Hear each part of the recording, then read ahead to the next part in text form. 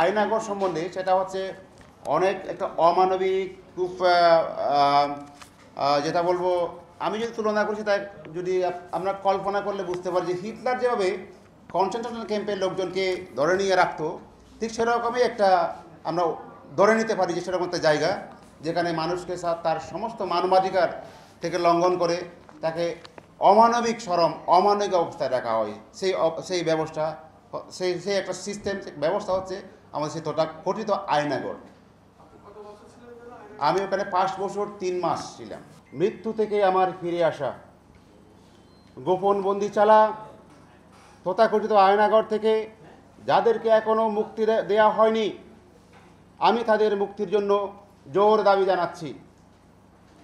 বৈষম্য বিরোধী ছাত্র আন্দোলনের নেতৃত্বে অভূতপূর্ব ছাত্র জনতার গণ অভ্যুত্থানে ফ্যাসিস্ট হাসিনা সরকারের পতনের পর বাংলাদেশে বর্তমানে দেশে নোবেল বিজয়ী ডক্টর মোহাম্মদ ইউনূসের নেতৃত্বে একটি অন্তর্বর্তীকালীন সরকার ক্ষমতাসীন হয়েছে।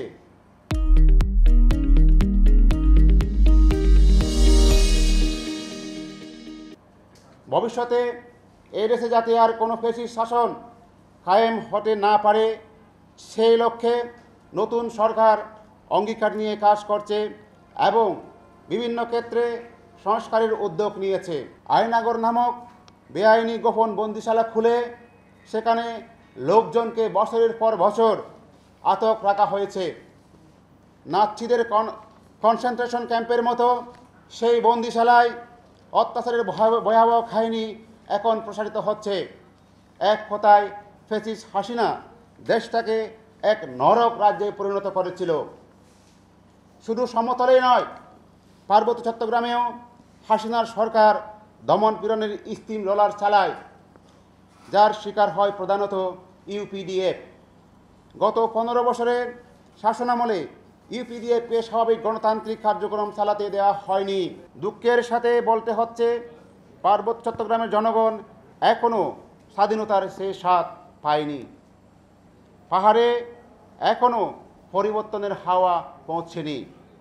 সমতলে অন্যায়ভাবে আটক রাজবন্দীরা মুক্তি পেতে শুরু করলেও পার্বত্য চট্টগ্রামে বন্দী ইউপিডিএফ ও তার সহযোগী সংগঠনের নেতাকর্মীদের এখনও ছেড়ে দেওয়া হয়নি।